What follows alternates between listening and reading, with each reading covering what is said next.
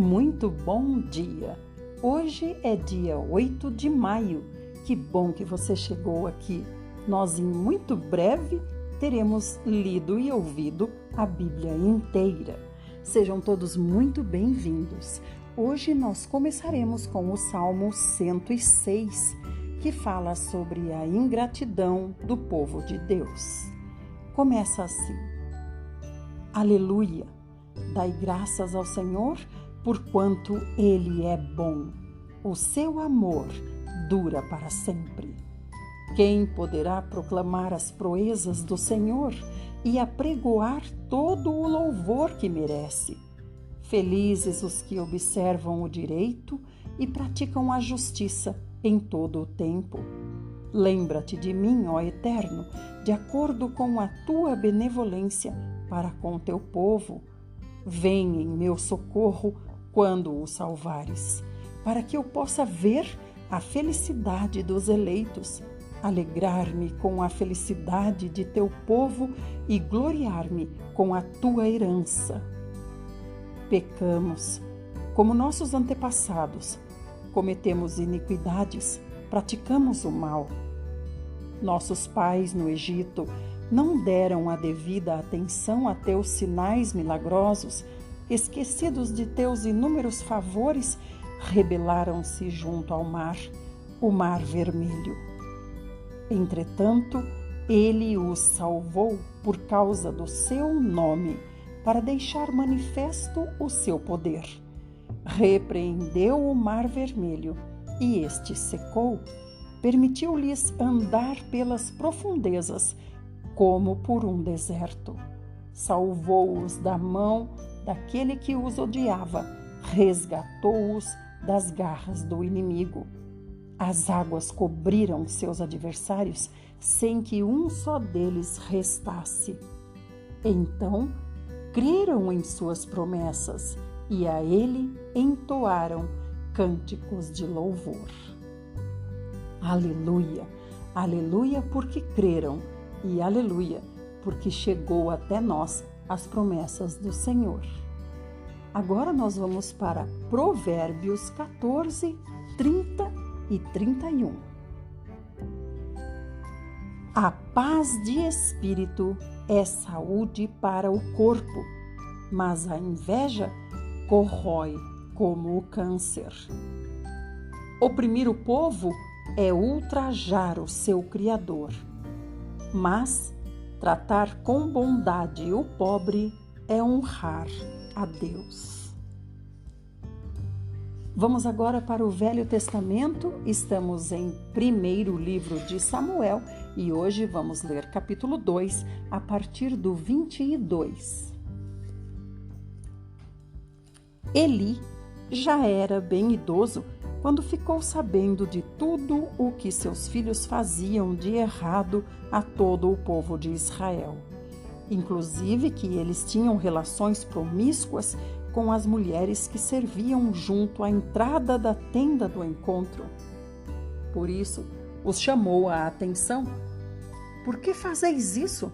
Tenho ouvido de todo este povo sobre o vosso mau procedimento. Não, meus filhos, não é nada boa a fama que se divulga entre todo o povo do Senhor a vosso respeito. Se um homem comete um pecado ou falta contra outro ser humano, os juízes poderão intervir a seu favor. Todavia, se pecar contra Deus, quem poderá interceder por ele? Seus filhos, apesar destes conselhos e advertências, não quiseram dar atenção a seu pai. O Senhor, entretanto, já havia resolvido destruí-los. Entre mentes, o jovem Samuel ia crescendo cada dia mais em estatura e em graça e estima por parte do Senhor e de todas as pessoas à sua volta. Então, chegando um homem de Deus à cidade, foi falar com Eli e profetizou: Assim diz o Senhor: Porventura não me revelei claramente à família de teu pai quando eles ainda estavam no Egito sob o domínio do Faraó? Eu o escolhi dentre todas as tribos de Israel para ser o meu sacerdote entre o povo, para ministrar no meu altar, para queimar o meu incenso e para trazer o colete sacerdotal diante de mim sem mácula. E concedi todas as ofertas queimadas dos israelitas à família de teu pai. Ora, por qual motivo então pisais e zombais do meu sacrifício e da minha oferta, que ordenei expressamente fossem celebradas na minha habitação? Porque honras teus filhos mais do que a minha pessoa, permitindo-os engordar como glutões com as melhores partes de todas as ofertas feitas por Israel, o meu povo. Portanto, Yahvé, o Deus de Israel, declara solenemente: prometi à tua família e à linhagem do seu pai que ministrariam diante de mim para sempre. Entretanto, agora, o Senhor declara: longe de mim tal propósito. Ora, honrarei aqueles que me oferecem honra, mas aqueles que me desprezam igualmente serão tratados com desprezo. É chegada a hora, portanto, em que aniquilarei o teu poder e a força da família de teu pai, como se decepa um braço, e jamais haverá algum idoso na tua família. E contemplarás a aflição na minha habitação, apesar de toda a prosperidade que trarei sobre Israel. Não haverá pessoas que alcancem idade avançada. E aquele de tua linhagem, a quem eu não destruir do meu altar, ficará apenas para consumir os teus olhos de lágrimas, lamento e de provocar tristeza, e todos os descendentes morrerão no auge da vida. O que acontecer com teus 2 filhos, Ofni e Finéias, será um sinal para ti. Ambos morrerão no mesmo dia. Em seguida, escolherei e levantarei para mim mesmo um sacerdote fiel, que agirá de acordo com o meu coração e o meu pensamento. Eu lhe edificarei uma família duradoura, e ele ministrará para sempre diante do meu rei ungido. E todo aquele que restar da tua família virá e se curvará diante dele para lhe rogar por uma moeda de prata e um pedaço de pão. E dirá: imploro-te que me des alguma função sacerdotal para que tenha algo para comer. Queridos irmãos, aqui 2 questões me chamam muito a atenção. Primeiro, no verso 22, diz que Eli ficou sabendo já quando ele era bem velho, bem idoso. Eli já era bem idoso quando ficou sabendo de tudo o que seus filhos faziam de errado. Imagine um pai que fecha os olhos, ou melhor, que não cuida de seus filhos, né? Eli já era bem idoso quando soube que seus filhos faziam coisas erradas, ou seja, Eli abandonou a educação de seus filhos. E depois o Senhor diz: você me desonrou. Aqui o Senhor está falando para Eli, né? Então no verso 29b, o Senhor diz assim: por que honras teus filhos mais do que a minha pessoa? Então, fica claro para nós que quando nós desprezamos a educação dos nossos filhos, quando deixamos os nossos filhos por sua própria conta, nós estamos desonrando ao Senhor. O Senhor diz: embora você esteja abandonando seus filhos, você presta a eles mais honra do que a mim, porque o que eles fazem não importa para você, mas o que eles fazem ofende a santidade de Deus. Então nós não podemos, apesar da idade dos nossos filhos, dizer que não sabemos o que eles fazem, porque já têm idade, ou então porque nós não sabemos, né? devido à distância, podemos dizer assim. Capítulo 3. Samuel ainda era menino, mas continuava a servir ao Senhor sob a direção de Eli. Naquela época, raramente Yahvé falava aos seus servos, e as visões haviam se escasseado muito. Certa noite, Eli, cujos olhos estavam ficando tão debilitados que já não conseguia mais enxergar, estava deitado em seu lugar de costume. Samuel dormia na tenda sagrada de Yahvé, onde ficava a arca da aliança, e a lâmpada de Deus ainda estava acesa. Então Yahvé, o Senhor, chamou o menino: Samuel, Samuel. Ao que o menino respondeu: Eis-me aqui. Prontamente correu até onde Eli repousava e perguntou para Eli: Aqui estou, Senhor, me chamaste? Mas Eli replicou-lhe: Eu não te chamei, volta e deita-te. E Samuel foi e se deitou. O Senhor chamou novamente: Samuel, Samuel. Então Samuel se levantou, foi até Eli e disse: Tu me chamaste, aqui estou. Mas Eli tornou a responder: Eu não te chamei, filho meu, volta e deita-te. Samuel ainda não conhecia o Senhor e a palavra do Senhor ainda não lhe havia sido revelada. Então o Senhor chamou Samuel pela terceira vez. Ele se levantou, foi até Eli e disse: Eis-me aqui, pois me chamaste. E neste momento Eli compreendeu que Yahvé estava chamando o menino. E Eli orientou a Samuel: Vai, deita-te, e se ele te chamar de novo, dirás: Fala, Senhor, pois o teu servo está ouvindo. Assim, Samuel foi se deitar no seu lugar. O Senhor voltou a chamá-lo como nas outras vezes: Samuel, Samuel. Ao que prontamente Samuel respondeu: Fala, porque o teu servo ouve.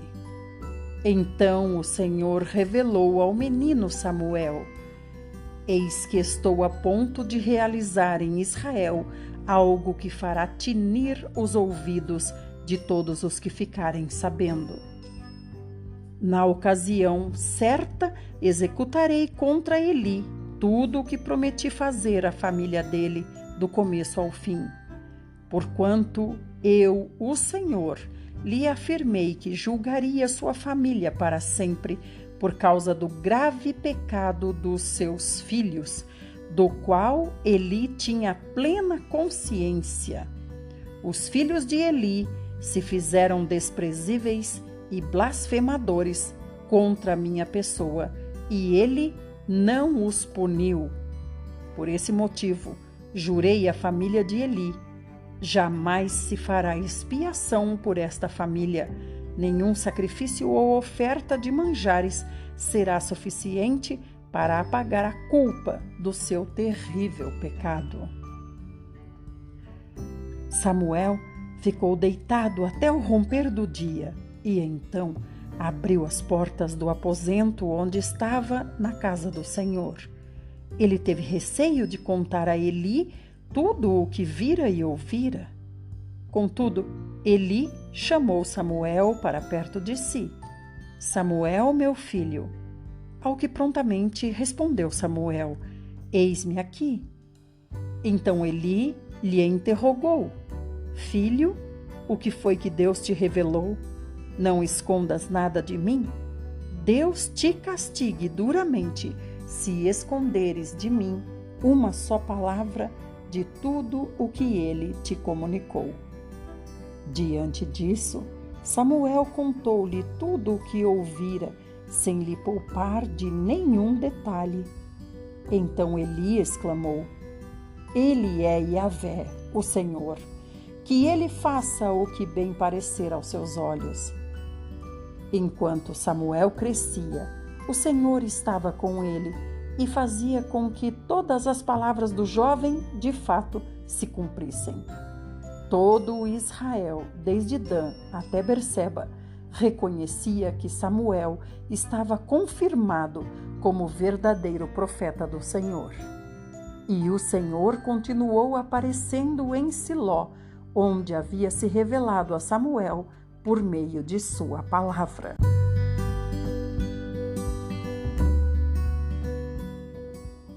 Primeiro Samuel, capítulo 4. Os filisteus tomam a arca.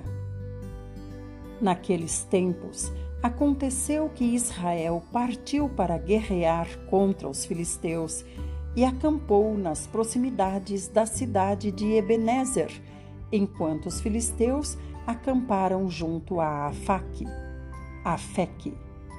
Os filisteus organizaram sua frente de combate em linha para enfrentar Israel. E depois de violentos combates, Israel foi derrotado pelos filisteus, que mataram cerca de 4.000 israelitas no campo de batalha. Quando os sobreviventes chegaram ao acampamento, os anciãos e líderes de Israel indagaram-lhes: por que fez hoje o Senhor que fôssemos feridos e vencidos pelos filisteus? E concluíram: vamos a Siló buscar a arca do nosso Deus, que venha para o nosso meio e nos livre da mão de nossos inimigos. Então, as autoridades do povo mandaram trazer de Siló a arca da aliança do Senhor dos Exércitos, que está entre os querubins, e os 2 filhos de Eli, Ofni e Finéias, acompanhavam a arca da aliança de Deus. Assim que a arca da aliança do Senhor chegou ao acampamento, todo Israel começou a gritar tão alto que o chão ao redor estremeceu. Os filisteus ouviram aquele brado extraordinário e exclamaram: que significa esse forte grito no acampamento dos hebreus? Quando foram avisados de que a arca da aliança do Senhor havia chegado ao acampamento dos hebreus, grande temor tomou conta dos filisteus e comentavam entre si: Deus veio ao acampamento dos hebreus. Ai de nós, nunca aconteceu algo assim. Ai de nós, quem poderá nos salvar destes poderosos deuses? São os mesmos deuses que feriram os egípcios com toda espécie de pragas no deserto. E concluíram: sede fortes, ó filisteus, e sede homens corajosos, a fim de que não vos torneis escravos dos hebreus, como eles foram vossos escravos no passado. Sede homens e lutai bravamente. E assim, os filisteus partiram para a luta e Israel acabou sendo vencido. Cada israelita teve que fugir correndo para sua tenda. O massacre foi enorme e horrível. Israel perdeu 30.000 soldados a pé. Então os filisteus se apossaram da arca de Deus e Ofni e Finéias, os filhos de Eli, foram mortos. Naquele mesmo dia, um homem de Benjamim correu da frente de guerra até Siló com as roupas rasgadas e terra na cabeça. Quando ele chegou, Eli estava sentado em sua cadeira ao lado da estrada. Estava muito angustiado, pois em seu coração temia pela arca de Deus. O homem entrou na cidade, contou tudo sobre a matança que ocorrera e imediatamente a cidade inteira começou a gritar e se lamentar. Eli ouviu o clamor do povo ao longe e perguntou: que grande alarido é esse na cidade? E o benjamita se apressou e veio correndo trazer as notícias a Eli. Estava Eli com 98 anos de idade. Seus olhos já fracos não se moviam mais e ele não conseguia mais enxergar. Assim que o encontrou, o mensageiro lhe disse: Estou chegando do campo de batalha, consegui fugir das fileiras e hoje mesmo vim correndo de lá até aqui. Diante disso, Eli indagou-lhe: O que aconteceu, meu filho? E o homem lhe deu a notícia. Israel teve que fugir dos filisteus e houve terrível carnificina. Fomos derrotados e seus 2 filhos, Ofni e Finéias, estão mortos. Além de tudo, os filisteus tomaram a arca de Deus. Assim que o mensageiro mencionou a arca de Deus, Eli caiu da cadeira para trás, próximo do portão da cidade onde estava. Quebrou o pescoço e morreu, porquanto era idoso e obeso. Eli julgou e liderou o povo de Israel durante 40 anos. A nora de Eli, a esposa de Finéias, estava grávida e já quase na época de ter o seu bebê. Quando ela recebeu a notícia de que a arca de Deus havia sido tomada pelos filisteus e que o seu sogro e seu marido haviam morrido, começou a sentir fortes dores de parto e deu à luz. Ela estava morrendo, mas as mulheres que a ajudavam lhe rogavam: Tenha coragem, anima-te, porque tiveste um filho. Ela, porém, nem conseguiu responder, nem dar atenção. Ela deu ao menino o nome de Icabode, querendo dizer: Foi-se a glória de Israel, aludindo ao fato de a arca de Deus ter sido tomada e por causa da morte de seu sogro e de seu marido. E completou ela afirmando: A glória foi exilada de Israel, porque a arca de Deus nos foi tirada. Até aqui, irmãos, essa é a nossa porção do Velho Testamento para hoje. Nós vamos agora para o Novo Testamento. Porém, vamos explorar um pouquinho mais a parte de Eli ter falhado na educação dos seus filhos, o que resultou em tudo isso. Então o Senhor disse para Eli: você tinha consciência. Olha o que ele fala em 1 Samuel 3,13. Na parte B, o Senhor diz assim: que Eli tinha plena consciência. Seus filhos se fizeram desprezíveis e blasfemadores contra a minha pessoa, por causa do grave pecado dos seus filhos. Então, tudo isso ocorreu porque Eli negligenciou a educação dos seus filhos. E embora Eli tenha relatado que ficou sabendo só quando já tinha idade bem avançada, o Senhor diz aqui: Eli tinha plena consciência da situação dos seus filhos. Então, omitir, ou seja, fazer vista grossa, fazer de conta que não vê que os filhos fazem coisas erradas, não nos exime da responsabilidade. O Senhor disse para Eli: você tinha plena consciência do que seus filhos faziam, embora Eli tenha dito o contrário. Agora nós vamos para o Velho Testamento e que o Senhor nos ajude na questão dos nossos filhos. Não importa a idade deles, que nós pelo menos oremos, clamando ao Senhor por suas misericórdias, para que os nossos filhos não nos envergonhem diante de Deus. Vamos agora para João 5, a partir do 19.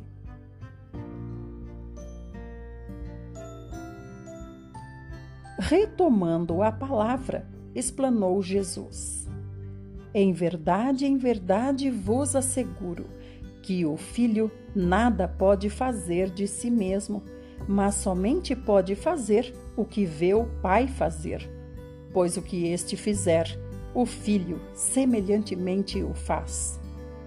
Porque o Pai ama o Filho e lhe mostra todas as coisas que realiza, e maiores obras do que estas lhe mostrará, para que vos maravilheis.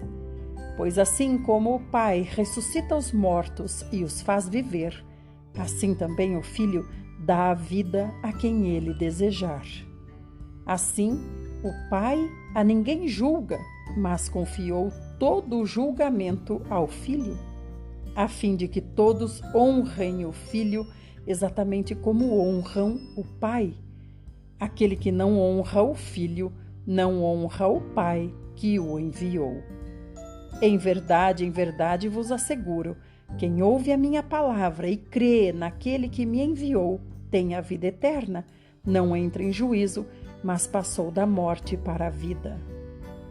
Mais uma vez, verdadeiramente vos afirmo, vem a hora, e já chegou, em que os mortos ouvirão a voz do Filho de Deus, e os que a ouvirem viverão. Pois, assim como o Pai tem a vida em si mesmo, igualmente outorgou ao Filho ter vida em si mesmo. E também lhe deu autoridade para executar julgamento, porque é o Filho do homem. Não vos admireis quanto a isso, pois está chegando a hora em que todos os que repousam nos túmulos ouvirão a sua voz e sairão. Os que tiverem feito o bem para a ressurreição da vida, e aqueles que tiverem feito o mal, praticado o mal, para a ressurreição da condenação. Por mim mesmo, nada posso fazer, conforme ouço, assim julgo, e o meu julgamento é justo, porque não busco agradar a meu próprio desejo, mas satisfazer a vontade do Pai que me enviou. Se eu der testemunho acerca de mim mesmo, o meu testemunho não será válido. Há outro que testemunha a meu favor, e eu sei que o seu testemunho acerca de mim é verdadeiro. Vós enviastes representantes a João, e ele deu testemunho da verdade. Eu, entretanto, não busco testemunho dos homens, mas digo essas verdades para que sejais salvos. Ele era uma candeia que queimava e iluminava, e vós quisestes por um momento rejubilar-vos na sua luz. Todavia, eu tenho um testemunho maior do que o de João, a própria obra que o Pai me deu para consumar e que estou realizando, testemunha que o Pai me enviou. E o Pai que me enviou, ele mesmo testemunhou sobre mim. Jamais ouvistes a sua voz, nem contemplastes a sua face. Igualmente, não tendes a sua palavra habitando em vós, porque não credes naquele a quem ele enviou. Vós examinais criteriosamente as Escrituras, porque julgais ter nelas a vida eterna, e são elas mesmas que testemunham acerca de mim. Todavia, vós não quereis vir a mim para terdes a vida. Eu não aceito honra que procede dos homens, mas eu vos conheço bem e sei que não tendes em vós o amor de Deus. Eu vim em nome de meu Pai, e vós não me recebeis. Se outro vier em seu próprio nome, declaro-vos que o recebereis. Como podeis crer, vós que recebeis honra uns dos outros, mas não buscais a glória que vem do Deus único? Não penseis que eu vos acusarei diante do Pai. Quem vos acusa é Moisés, em quem tendes depositado a vossa esperança.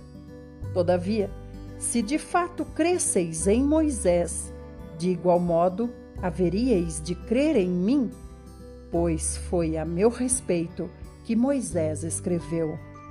Mas, se não credes em seus escritos, nos escritos de Moisés, como crereis em minhas palavras?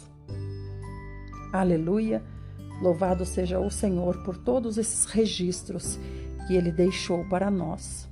Aqui o Senhor fala claramente: aquele que quer o Pai só vai tê-lo se tiver também o Filho.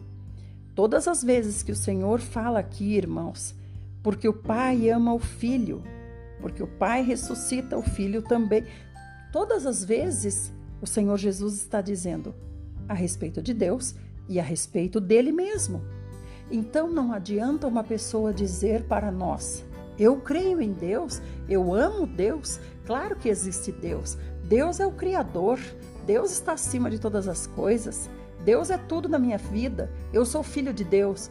Mas da boca dessa pessoa não sai Senhor Jesus, ou seja, ele crê no Pai, mas ele não crê no Filho. Ele está na mesma situação desses judeus aqui, que o Senhor disse que naquele dia não os conhecerá, porque eles não têm neles o amor de Deus. Como é que ama a Deus e não ama o Filho de Deus? Então vamos ler aqui um trechinho, dizendo dessa forma que eu estou falando: o Filho é o Senhor Jesus e o Pai é Deus. Diz assim, por exemplo, no verso 20: porque Deus ama o Senhor Jesus e lhe mostra todas as coisas que realiza. Ou então, em outra parte, Deus continua trabalhando até agora e o Senhor Jesus também está trabalhando. E para concluir, no 22, assim, Deus a ninguém julga, mas confiou todo o julgamento ao Senhor Jesus, a fim de que todos honrem o Senhor Jesus exatamente como honram a Deus. Aquele que não honra o Senhor Jesus não honra a Deus que o enviou. Isso tem que ficar claro para nós. Não basta uma pessoa ser buscadora de Deus e evitar o Senhor Jesus. Tudo que ela busca é em vão, porque ninguém vai ao Pai ou vem ao Pai, disse o Senhor Jesus, se não vier a mim, o Senhor Jesus. Meus queridos, fiquem bem, orem ao Senhor, e eu recomendo que agora vocês ouçam o vídeo que está antes desse, o da oração. E até amanhã.